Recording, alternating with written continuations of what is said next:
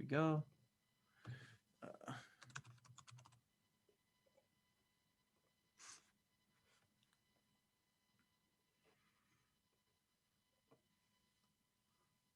Okay, Facebook's putting us over there. It says live, but we're not live yet.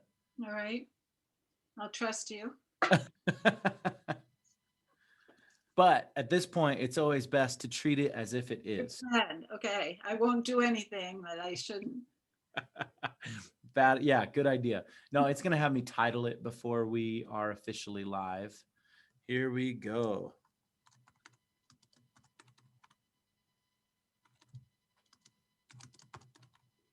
When you say the hero's or heroine's journey, is there an apostrophe in that or no? No. Yeah. Okay.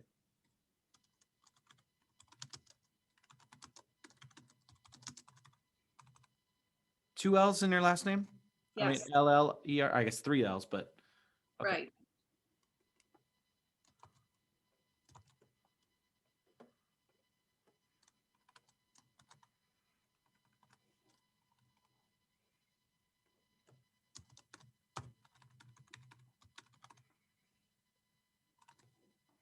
You know, it's a hard word to spell is entrepreneur. I know. ENTREPRENEUR. You got it. Good job. All right, here we go. Was that a test? No. I just was saying it's hard to spell. I just, the red squiggly line helps me out. Okay, here we go. Pushing live right now. All right, it looks like we're live. We're just going to wait a few moments just to make sure that the technology is working. But as we're doing that, Susanna, how are you doing today? I'm doing great, Jake. It's so nice to be here with you. Awesome. Thanks for having me. Well, it's such a pleasure and it's so exciting. It's always fun to do a short little bit of banter before we know that we're officially in. So how was your Thanksgiving? Do you have a great Thanksgiving? I had a great Thanksgiving. We usually have 21 people. We only had 4, including my husband and I, but it was still very nice. It was a lot more relaxed with less people. Yeah, and that's kind of nice to be able to do that sometimes where it's not exactly the same thing, and that just brings a lot of joy. I think it's nice. Variety is such a good thing, and do things a little differently is a great thing. Did you have a good one? I did, but I need you to talk for a moment because I'm going to fix this over here. So that was my cue to say, Susanna, you talk for a moment. Well, I'm going to mute my mic and make sure that the tech is working right. All that I could say about Thanksgiving, well, there was a lot less work. I didn't have to make a 25-pound turkey. I made a 14-pound one, but I don't know. It's a very different year. And we're just making the best of it. And I can appreciate all the good things about having a small Thanksgiving. Yes. Well, wonderful. We are officially live. Everyone who is here watching, please make a comment and let us know that you are here, that you are saying hi. We have something really exciting to talk about, and I'm going to let Susanna introduce it in just a moment. But throughout this, if you have a question, feel free to pop it into the comments. We're going to address some of those questions towards the end of this. I'm very excited about this. Today, I'm talking with Susanna Liller, who is the author of You Are a Heroine. Let's see, the subtitle is, let me make sure I have this right. It's The Retelling of the Hero's Journey, correct? Right. Yes. Wonderful. Got it. Susanna, can you just tell us a little bit about what the hero's journey is, what your version of the heroine's journey is, and why this is something that has really touched upon your heart to do a retelling of it? I can. I came upon this. I didn't even know about this framework, which was developed by Joseph Campbell, who was a teacher, an author. He was actually a mythologist when I was in coaching school in 2007. And it occurred to me that this was a framework that I could use in coaching. And where it comes from, what it is, it's really a story pattern. Mm-hmm. And it has a plot that takes the main character, the hero or the heroine, through a certain number of milestones. And what Campbell discovered was this was a major pattern that had been with us for thousands of years, embedded in stories. And all in cultures all over the world. So he called it a mega myth. It was such a huge discovery. And one thing I really liked that I wanted to say and make sure I didn't forget to say is he noticed that what he liked about it was it united us, that cultures and people all over the world told this story of the hero. And that makes us have this big thing in common, which I think is fabulous. And so we're still talking about it, right? And so it takes the hero through steps, which is what I made the map about, which Yeah, we're we're going going to to pull go that up over. in just a moment. Yeah. Right. So I won't go through all the steps, but it really takes the individual hero or heroine, and I'll tell you why I focus on heroine, but through a transformative process. I mean, if you take the journey, you transform your life. And the purpose of the journey is to evolve you, to develop you, you grow, and you take it many times in your life. And the key is listening for the call Mhm. and then responding to the call, which we'll talk about. But the thing about calling it the heroine's journey is if you read Campbell's book, which I have right here, which is The Hero with a Thousand Faces. Mhm. It's very, he was an academic, so it's really got a lot of stuff in there, but every example is male. And I was working and still do a lot of work with women. And I wanted to be able to make it so that they could relate to it, so that it Yeah. would be accessible. So I purposefully called it the heroine's journey too, but other people have done that as well.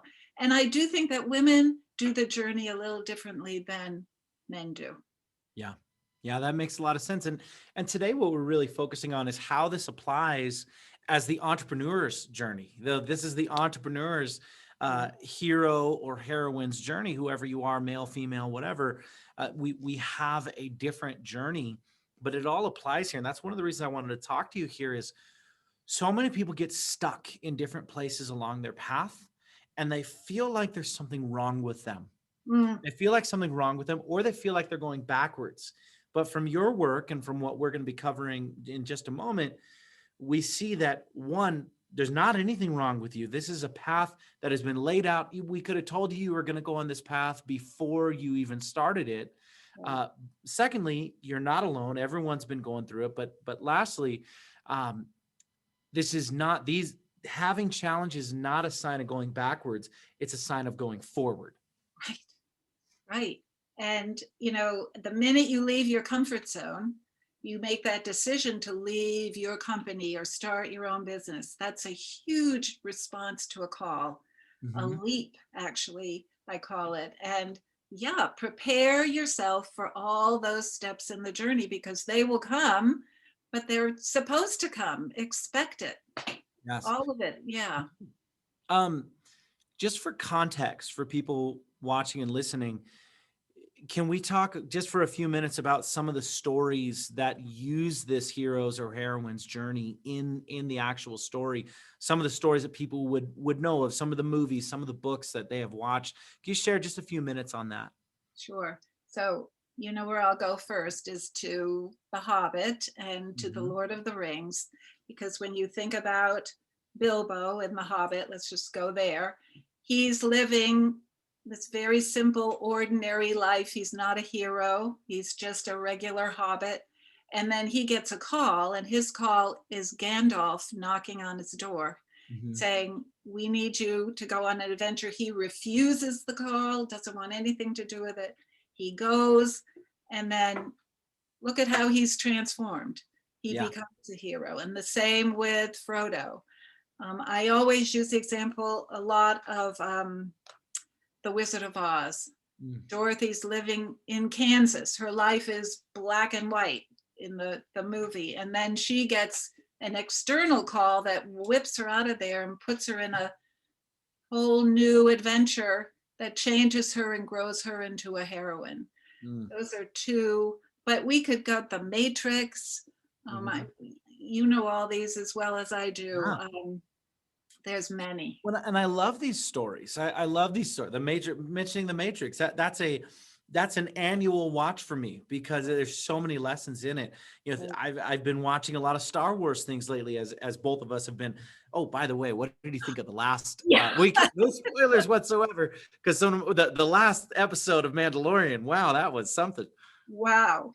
Wow. And now we're going, oh, well, we could talk about that. Yeah, it Well, and was there was a great heroine in the episode as well. That was definitely. very The cool. Mandalorian character himself, just like Neo in the Matrix, they don't realize what they have in them. And it's the journey that brings out through the challenges their full potential, what they have. And that's Yes. the whole purpose. And if we didn't have those challenges, we might as well just stay in Kansas and, you know, Yeah. No and offense to anyone who lives in Kansas, but that being the metaphor right, of the right. normal life. But you look at all of them. You know, you look at Luke at the beginning. You know, Yeah. he's there with his aunt and uncle, just living a very mundane life. Even though Bilbo had done all these great things, here was still Frodo who had his normal life in the Hobbit. You look at Neo, and what was he? He was working at like a call center or something. I mean, the most mundane, boring job you could possibly have. Right. And these people going in and experiencing that, it's such a beautiful thing. Well, let's get to this map now. Let's get over to this map and take a look at this, and let's relate this to the entrepreneurs here. So I'm going to pull this map up. You look like you wanted to say something. Well, I wondered if you wanted me to give an example. So the thing about this for me is that I wanted to apply it to real life. And there are wonderful people like Joseph Campbell, like Christopher Vogler, who has The Writer's Journey is an amazing book about comparing it to movies and showing all the different steps.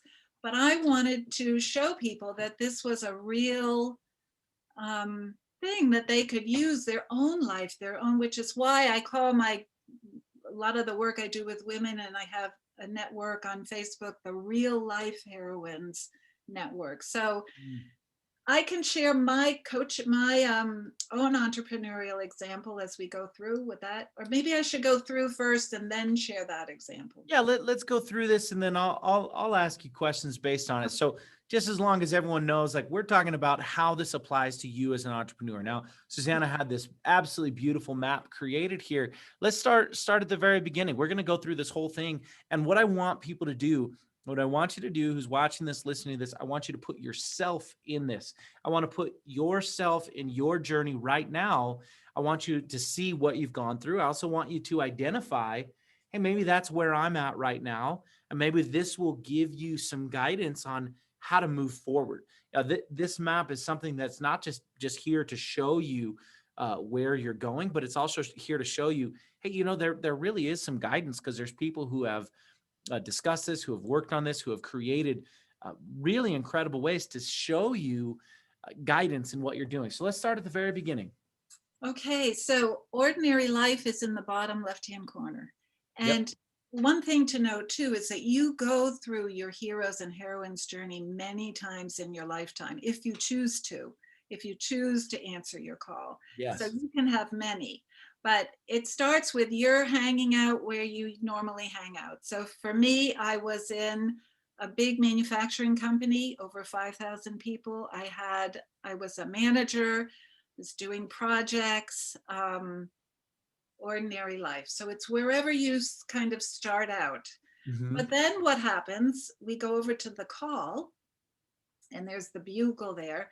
You begin to get a sense that, I don't really know if I feel comfortable here anymore, or maybe I need to do something. You begin to get urges.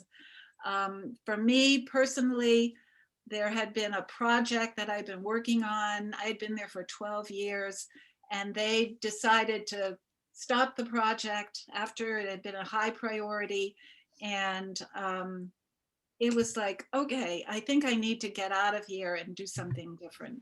But it can come upon you slowly. It can come upon you with a bang. Now, also, it can happen from externally. Something happens to you, and that causes you to just jolt out of your ordinary life. So for an entrepreneur, you could be fired from your company or laid off, or on the other side of the coin, get a huge promotion, but something that takes you out. And you know, Jake, there's many different, not many, but several different definitions of what the call is and where it comes from. And some people say it's from your subconscious, it can be from your higher power. Um, I believe that it's whatever it is that we have within us that wants us to be the best that we can be. Yeah. So if that's your soul, it wants to blossom you. So you get the call, but sometimes often you refuse the call. So if you see that lady there with the gloves, I refuse the call. Yes. And you know, you don't want to do it. You're not ready. You are thinking about leaving your company, starting your own business, but it's too scary. The things that I've heard from people that I coach, I'll never make as much money. I won't. For me, I was thinking, I have so much security here. How can I possibly leave this company with the paycheck and all the benefits? But then, of course, it occurred to me that my security is not in another entity. My security is here. I make my own security. So, anyways, the next step is actually responding to the call. And the reason why it says the leap there is oftentimes it seems like, holy smokes, I'm jumping over an abyss. Yeah. And it doesn't always have to be like that, but most often the big calls are like that. And so for me, it was leaving my manufacturing company for 12 years and starting my own business as a mediator and facilitator without having clients lined up, just knowing I needed to go and do this. And it was about a year of talking about it. And let me also say that I left with another woman who, when you look up in the middle and you see mentors at work, I think she was a mentor for me on my journey. I don't think I would have left if she hadn't left with me. She was somebody who really helped me. Well, real quick, before we move forward with this, I just want to touch on a couple points. Yeah. Think about you as an entrepreneur, not you, Susanna, but you who's listening to this. Think about you as an entrepreneur and think about that call that came when you decided to do that. Or maybe, I know there's a lot of people in here who are just thinking about doing this someday. You're just thinking about someday in the future. And maybe your call has already come and maybe you're stuck in this cycle of refusing the call. And what's cool here, I love the way that you designed this map to have all these circles going around of, look, when you refuse the call, it keeps coming back to you and it keeps coming back to you. What's your advice, Susanna, to someone who has had that call? They know they've had it, but they're refusing it because they feel like they're not ready. And they very well may be doing it with ways that feel very rational to them. They feel very rational. They feel like it makes total sense. But we both know that that is fear that is masked with rationality. So what is your advice for someone there who is currently refusing that call and hasn't quite made that leap? And let me also add, before I give some advice, that you'll see the threshold guardians. There's a knight there, and the knight is saying you're not smart enough, and the threshold guardian, the walrus, they're going to laugh at you. This is often what we're hearing, and it's internal talk. What we tell ourselves, we need more credentials, we won't make enough money, all the things we internally think. And then there's people around us that are saying, you'll never get a better job than this one. You will fail, you don't know enough. They won't hire. How could you leave something so good to go and do this? Because always when we're taking a step, we're letting go of that comfort zone. We're letting go of the good in order to get the great. And I love how you put that there about that knight saying you're going to fail, you're not smart enough. The walrus, I'm going to laugh at you. Later on, it's saying you're being selfish. All these different things. That's the stuff that keeps us in that comfort zone. That's the stuff that keeps us small. Right. Oftentimes, it's those little voices that come from other people. Keep going, Susanna. What's so interesting about it is often those voices get the loudest when you're about ready to answer the call. And it's almost like they're testing you. I mean, in another way too, the people around you, maybe you're threatening them by your bravery because they'd like to do it too, but they're not, so there could be many reasons. What I tell people, sometimes you're the type of person you just have to take the leap. Yes. And, there's a saying, leap and the net will appear, which is Yeah. what happened to me, which I will tell you about. But also you can dip your toe over the threshold and answering your call. Try something out. And if it doesn't work, okay, go back to your comfort zone, your ordinary life, try something else. You can sort of exercise your jumping, leaping muscle. Yeah. Yeah, that's very true. And I think that people need to have some self-awareness of what works for them. For me, that doesn't work for me. I often ask people, like, serious question. If you, in the summer, you're going to a pool, are you going to tiptoe into the shallow end, or are you going to jump into the deep end? I don't just, I'm going to cannonball into the deep end. And that's just how it works for me. That's my way of doing things. When I started as an entrepreneur, I was right out of college. I turned down 2 jobs. I didn't do the rational thing of get the jobs and build it on the side. I said, boom, let's do this. Then when I built my coaching, I had already built my successful speaking business. It was all going well. And I said, okay, I'm ready to build this online platform. I'm ready to build my coaching business, do my own seminars, do all that. And I just straight up just cut it off and said, okay, I'm done. And I left this thing. That's how I do things.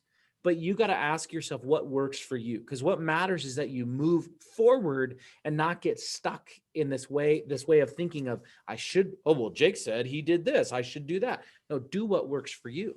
Right. And, another big thing that helps, it helped me, is you look back at the times you've answered a call before and that you did okay and you survived. And, think about the time that you entered the company that you're in now, or, as Jake went from business to business. And I did too for a while. And you always end up being okay. So why shouldn't it work this time? But I always tell people the threshold guardians will be with you throughout the journey, and you just get used to them. You can tell them to go, beat it. I was wondering what the next line was there. And just keep moving forward, Yeah. because that's the route forward. I've also noticed people tend to not take action because of those threshold guardians. They have fear around them. Yeah. I have noticed in my own personal life, maybe they're still there. I don't know. I certainly don't hear them once I make the decision, once I make the commitment. And I've noticed that more often than not, those threshold guardians actually come along and they go, oh, you know what? That's pretty cool that you're doing that now. That Right. the voices tend to go away. Now, when you go to a new level, yeah, you're going to get new ones. But I find once I make a commitment, they tend to go away. Yeah, and they tend to be old voices that, your teacher might have, or your mother or father used to warn you. And sometimes you have to say, thanks for helping me. You helped me when I was little, but I grew up and I don't need that kind of advice anymore. Yeah. You can talk to that voice. Yeah. Okay. Well, let's move on. Let's jump. Let's Okay. make the leap and let's Okay. talk So about that. I leapt from my manufacturing company and I felt that I knew enough that I could do okay going out, but I didn't know what to expect. And when they say leap in the net will appear, it happened for me.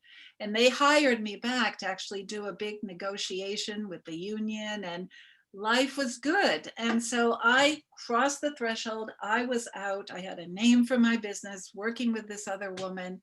And when I tell people, you go onto Adventure Road, and it's called that because here's the other thing. You can look at the journey as, oh my God, what just happened to me? I got fired or I got laid off. Or you could say, oh, I'm on a new journey.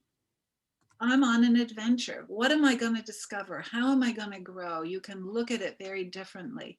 So I tell people good things happen and bad things happen on the road, on the journey. And so I was going along, got hired back by the company as a consultant, got paid. The 2 of us were getting paid.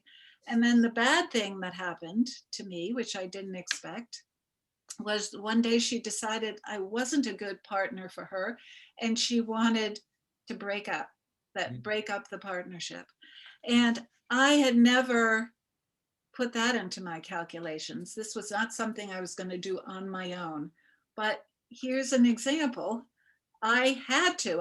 I was either going back to ordinary life, back to the company, which I didn't want to do, because by then I was so much realizing the freedom of being out, I would never go back.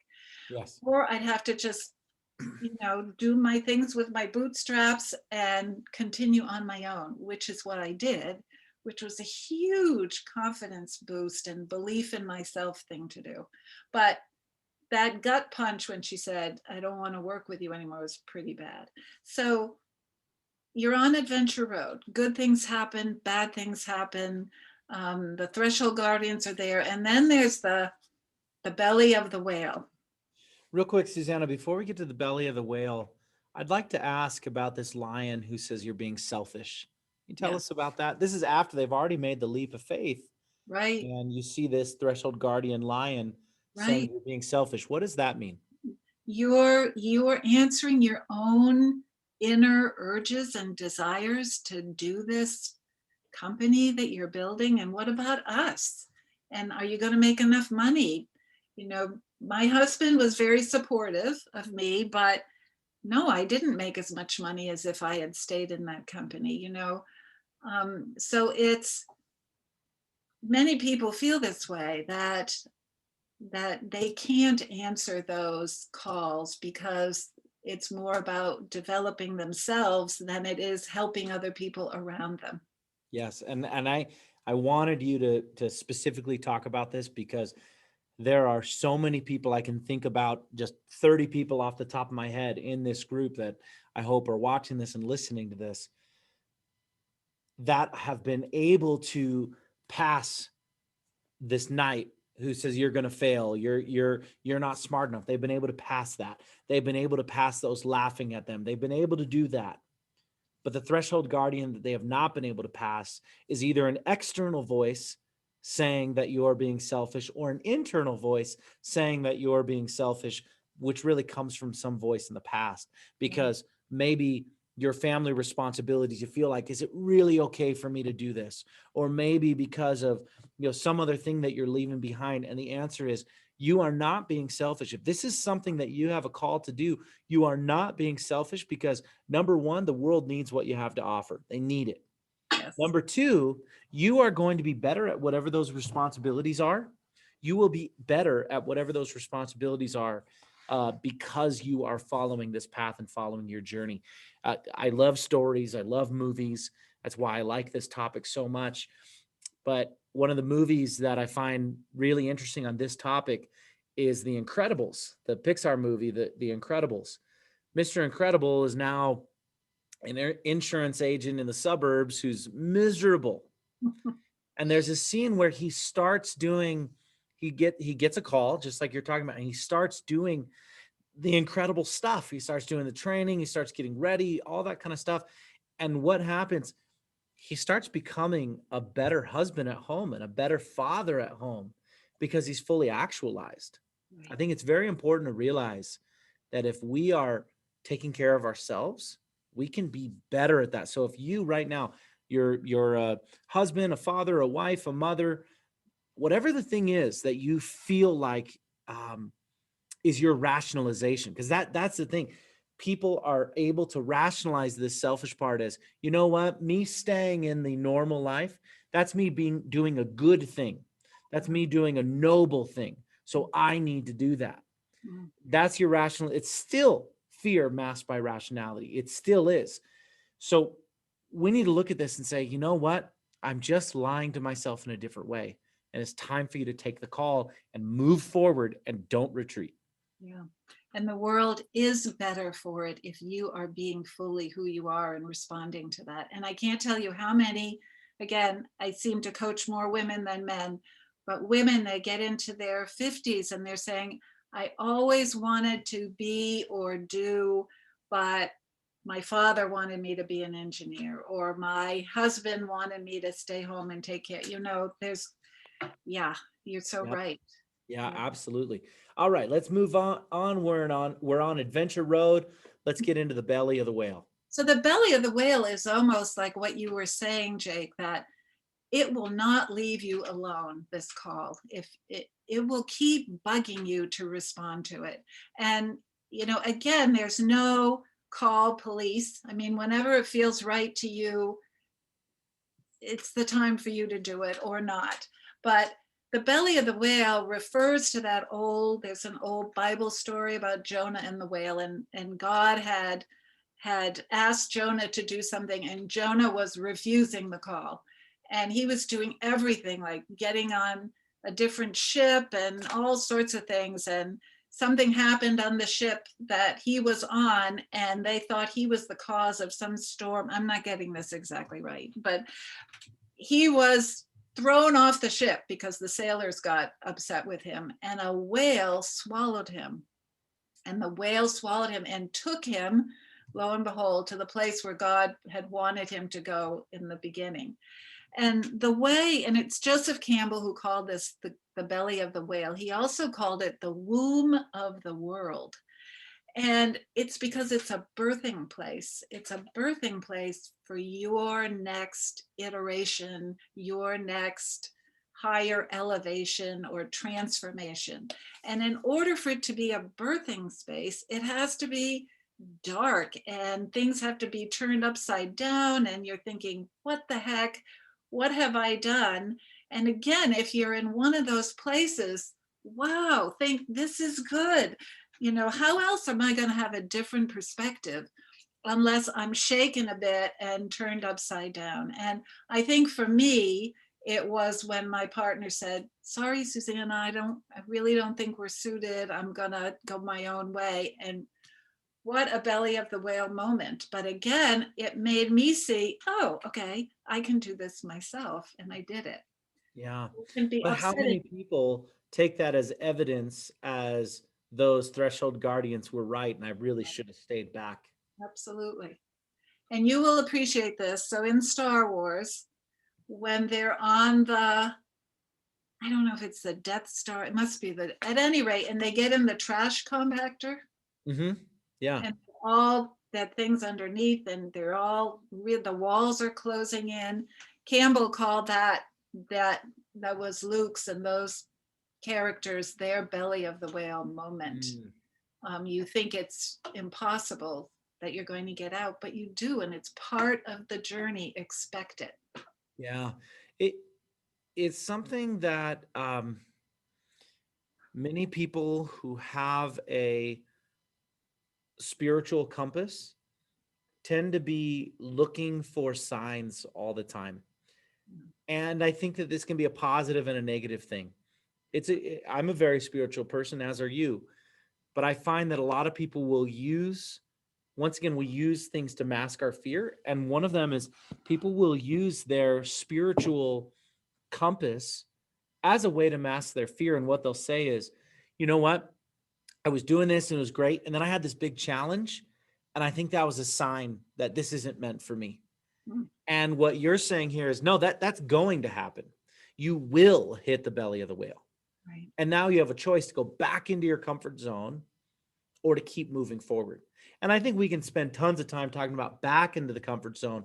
Let's move forward. Let's go into what's next, because that's when it gets really exciting. Okay, and I want to say one thing that Joseph Campbell's known for is the phrase "follow your bliss." To me, the way I talk about it is following your intuition. And I think that can be your guide throughout this whole journey. But what I like about follow your bliss is his whole quote was follow your bliss and you will find yourself on a road with people with a similar kind of bliss, and they will open doors for you that you never knew were even there. And I have to say that here I am talking to you, Jake, because I have followed my bliss and you have helped open doors for me. But your intuition will help and give you a feeling if you're on the right road. So then there's the dragons. The dragons are different from threshold guardians, and you won't always meet a dragon, but a dragon is something that comes, or we call your deeper sphere. It's something that maybe you from childhood harbored a fear and you never wanted to face it or confront it. And for whatever reason, the journey you're on, the entrepreneurial journey you're on, brings one up, brings up this, oh no, kind of elemental fear. For me, it was, I can't do it alone. And I will tell you that I had very protective parents who kind of drilled in me, you can't do anything alone because you're not okay. You need to have me hold your hand. And I really bought into that. So my dragon was, you can't do it. And I did it. I was able to confront the dragon. Of course, with Star Wars, it was Luke going in to meet his dad in the cave, that dark moment. So he had more than one. But dragons, they come up for us to be able to confront them. Yeah. For me to have a public therapy session right now and share some of my dragons, but the dragon that comes up for me all the time and keeps coming back, hey, I saw my wife there. Hey, Caitlin, how are you? Glad you're here. Just saw her give a thumbs up. Anyway, one of the dragons that comes up for me very regularly, comes up all the time, is this idea that I'm not smart enough, that I'm not capable enough because I wasn't good at school, because school was something that's hard for me, because I'm dyslexic, because I still don't read particularly well. I get a whole lot more out of listening to a book than I do out of reading a book. Yes, I can read a book, but when it comes down to it, I will get more that will sink in. I will get much more out of listening to that book than reading that book. But the point is that's a dragon that keeps coming up. And I've certainly got it at different levels. I think the dragons keep coming, but now it's at a new level and at a new level and a new level, because I conquered it here, now going through it here, now going through it there.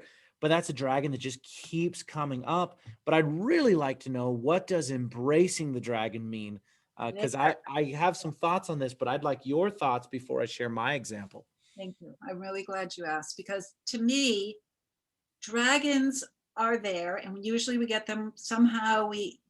They get into us when we're young, we believe it, and we just hang on to that belief, sometimes unconsciously. But embracing is, okay, let's get to know this dragon. What the heck is this? Let's not think of it as bad. Let's get to know it, try to understand what it's about. And I actually have my clients write a letter to their dragon and have the dragon write a letter back. And often it's about, we're just trying to protect you. We didn't want you to go too far out there and get hurt. And that's another movie, Jake. And I know you've seen the movie The Croods, where the prehistoric family and the father. I actually have not seen that movie. Oh, you have to see that movie. Okay. But the father in prehistoric times always thinks a toothed tiger is around the corner, and he's always wanting the family to stay in the cave and not go out. And that's kind of the dragon sitting on the treasure in The Hobbit. The treasure is us. It's keeping us from being our fully amazing self, because it's kind of sitting on us. So we have to embrace and get to know our dragon. I'd never thought about that in The Hobbit, the treasure. Sorry, hold on. Our sound got. There we go. I had never thought about that as the treasure being us and the dragon guarding that treasure, the treasure being our true version of ourselves, the best version of ourselves. Now you're talking about that being the thing that's holding us back. Fascinating. Yeah. So if we go through that, talk to our dragon, understand what's going on a lot of times, and you must have been doing that, because that kind of makes the whole thing get less. But 100%. Yeah, so then you're ready to kind of head out, and you think about the gifts you've received, and you think about my journey, more confidence, more belief in myself. In the movies version and the book version, you can have the Wicked Witch's broomstick and the ruby slippers, and Jason got the golden fleece, but we usually get the empowering gifts that make us better people.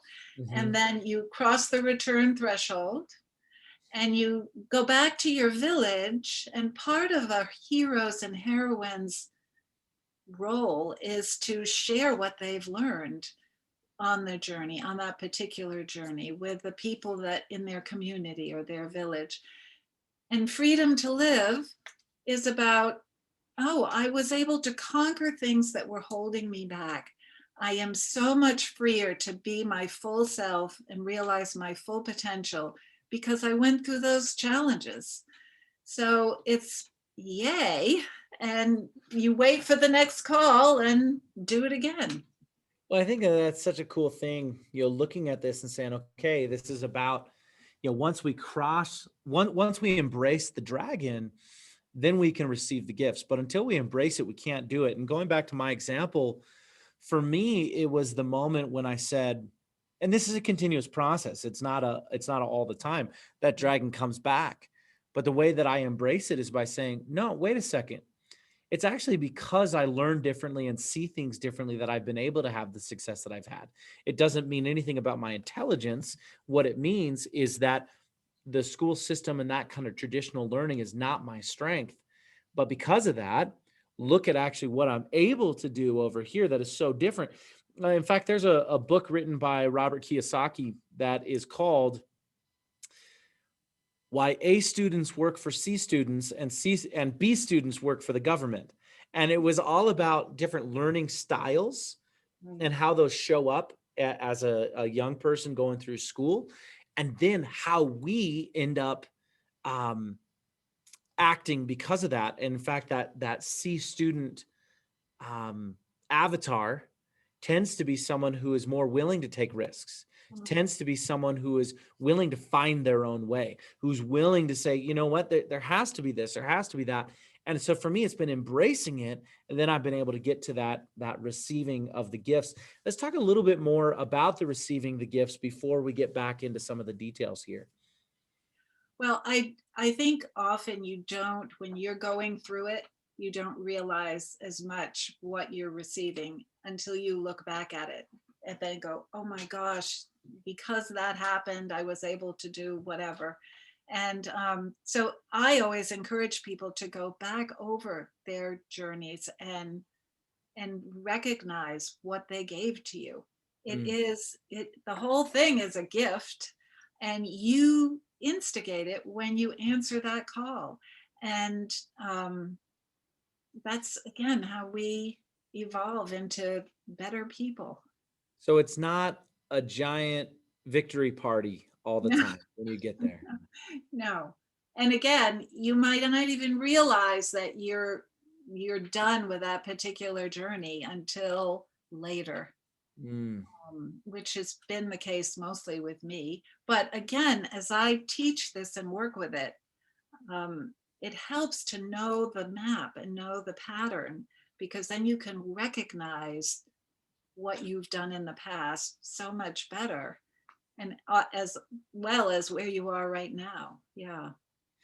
Talk about an example in your own life where knowing this map has helped you have perspective on some of the challenges that you've had. Yeah. So I was thinking you might ask me that, and I was thinking, so what it does is when something bad happens to you or to your loved ones, you can have the thought, even though you're just really unhappy, upset, whatever, or thrown by what has happened, the thought can go through your head, okay, I'm going to learn something from this. This somehow is going to turn itself around. And I will tell you that someone very close to me got in a very bad car accident a while ago, over 20 years ago. And it was horrible.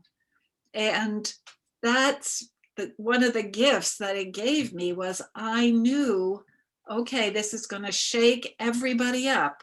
And I immediately thought belly of the whale, because we were thrown into the darkness about this.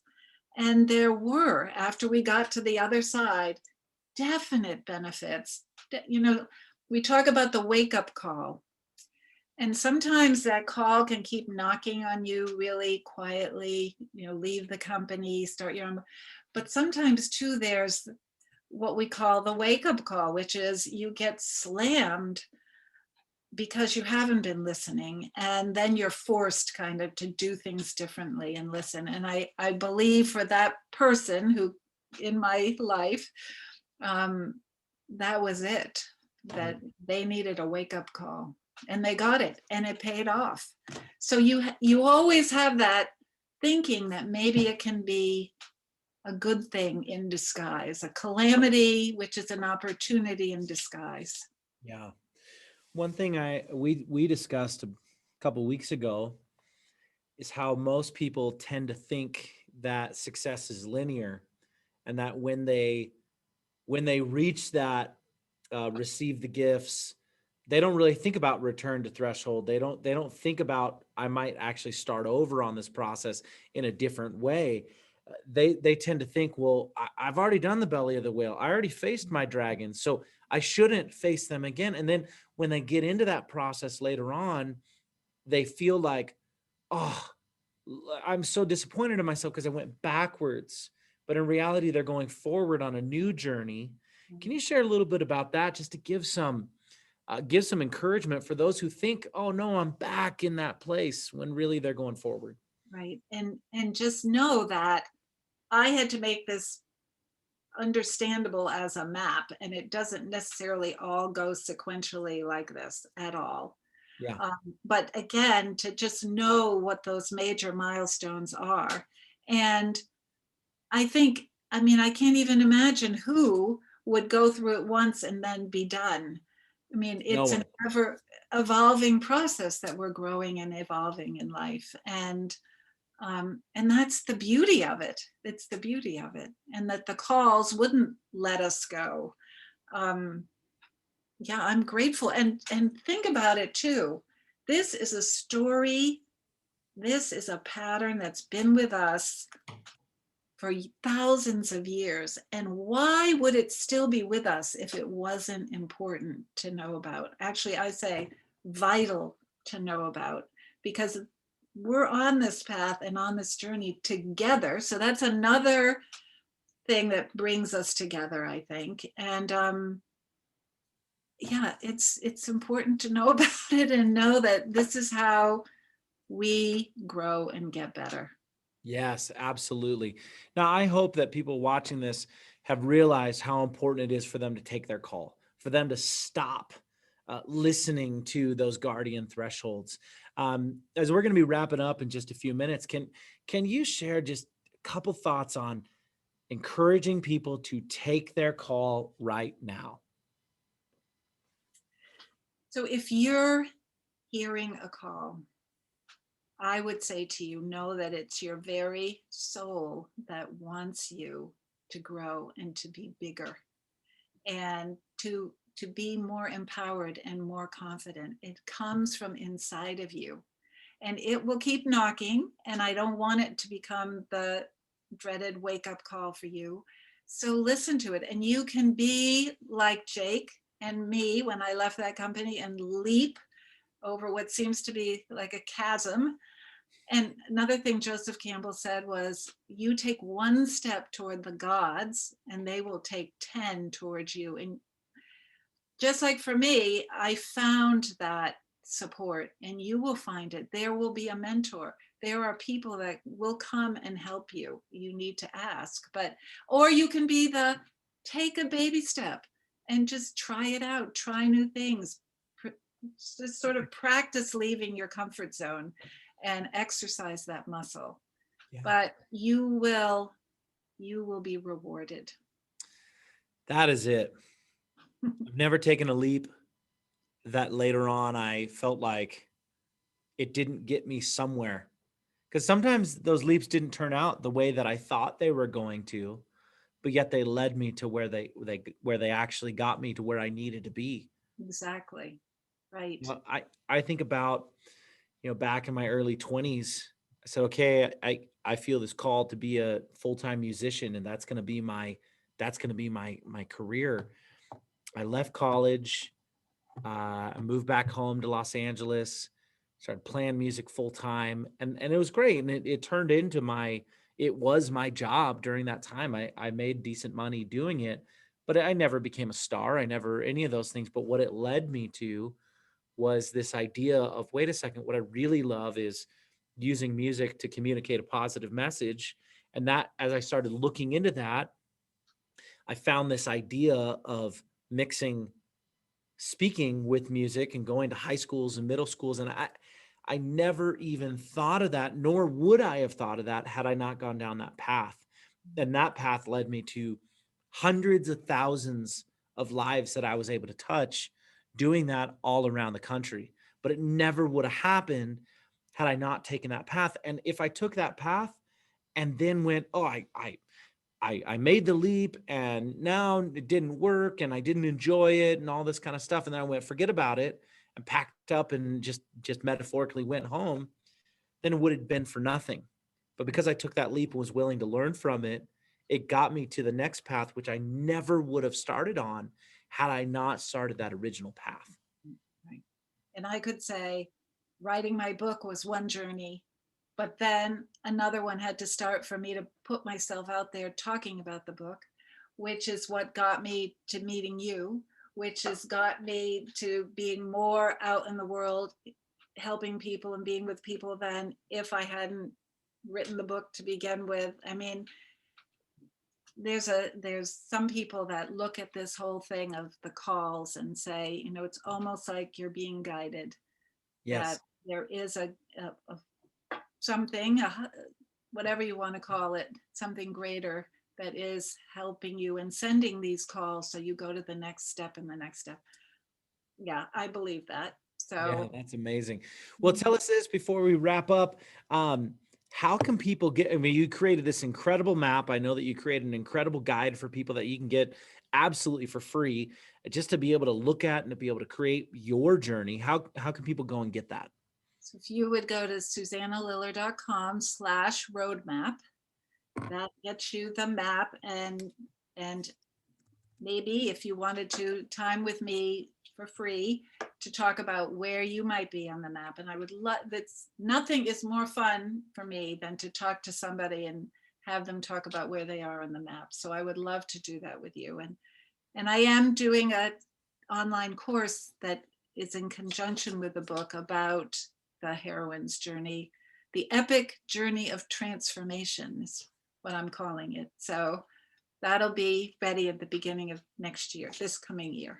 Yeah, well, the beginning of next year is in a couple weeks. So, I yeah, know. very cool. That's awesome. So, I put the link in the comments there just to go over and get that map. I'd encourage everyone to do that. Yeah, this is the heroine. This is the heroine's journey, but this applies to everyone. Just go and get this. If you enjoyed this interview, go over there, get that susannaliller.com/roadmap.